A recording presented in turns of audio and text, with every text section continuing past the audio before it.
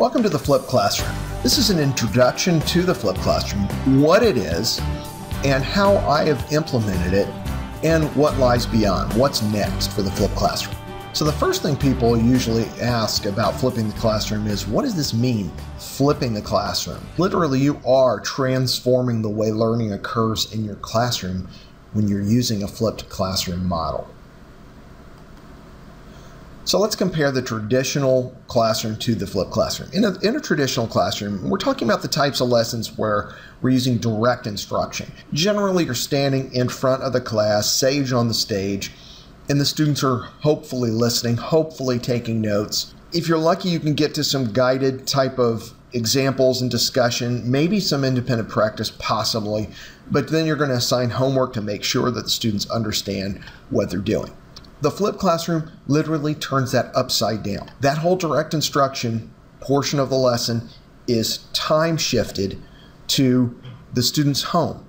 You have prepared screencasts for the students to watch at home on their own time when it's convenient to them. They take notes. Then they come into class relatively ready for deeper learning and understanding. They understand the concepts. They're ready to go possibly to deeper levels. And so what that allows you to do in the flipped classroom is spend much of your time individually working with students as they work through that deeper level of understanding. So how does this work in my classroom? Well, the left-hand column here, what my classes look like before flipping. Prior to class, students would work on the previous homework that they had. And this was troublesome because they may not have fully understood the concepts. And so they're trying at home, often trying their best to work through the homework, but they can't, or they have a lot of trouble. Prior to class, when students walk in, they have very limited information about what to expect. Certainly, I would post objectives so there'd be some idea of what's going on. And so at the beginning of class, I would check their homework, make sure they understood it, try to diagnose where they needed help. During class, direct instruction typically would be the beginning of the lesson. Students would try to follow along, and we would have some time to work independently on problems. Activities, although I'm pretty good about having activities in my classes, there just wasn't that much time for them. Class is basically a race to get through the objective and get through the material, hopefully get some practice in before they have to go home and do more independent practice. With a flipped classroom, different situation. Students watch the screencast before a new standard begins, and then they take notes and questions on it. I have a certain format I use for that, and we'll talk about that in a second. Students then, when they come into class, they have to have any kind of questions that they had from the screencast listed, and that's where we begin. So after checking to make sure they've taken their notes, we begin class with what are the questions the students have, which gives me a great idea where the students are with the material and being able to pinpoint where their needs are. And so in class, we basically have two types of classes. One is where they're going to do independent practice with help from me. So lots and lots of practice in class as opposed to out of class when they may not understand the material.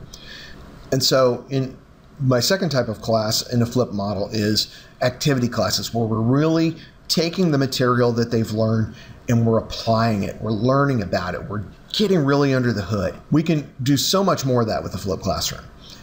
The best part of the whole thing is that now I get to spend most of my time working individually with students. Complete differentiation, the ability to go one-on-one with the students, which was sorely lacking in the previous model where I'm just trying to get through the material. A couple of misconceptions we got to clear up here. The flipped classroom is not about teachers just being able to sit back and do nothing after they've done the screencast. The flipped classroom is really about letting students take charge of their learning.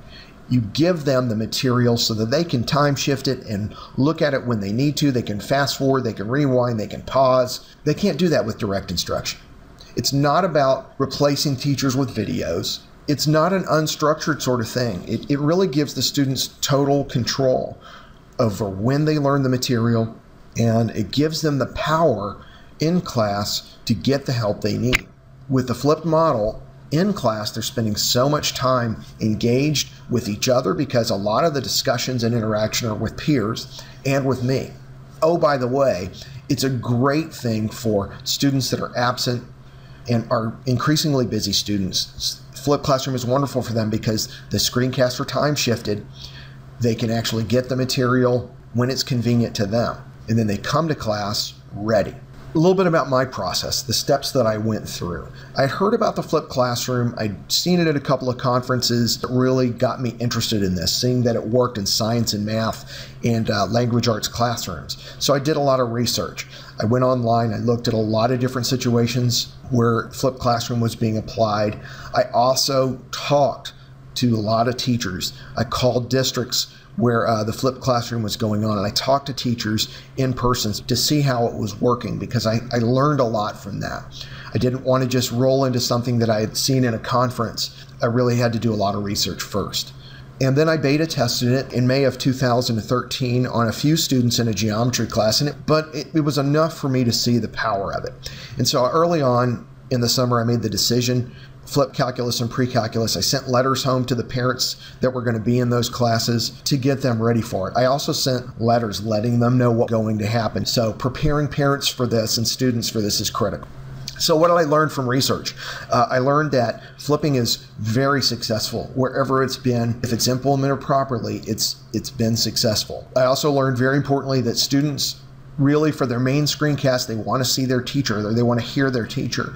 I have Khan Academy and other web screencasts as a source, but I've created my own personal screencast for my students. And I got a lot of tips on what makes Flipped Classroom successful in talking to teachers and doing my research. I also learned, by the way, I had a misconception that flipping was primarily for older kids, middle school, high school, but actually I've seen now in my research, I've seen lots of examples where elementary school classes are being flipped with great success. So it is not just a middle school and high school thing.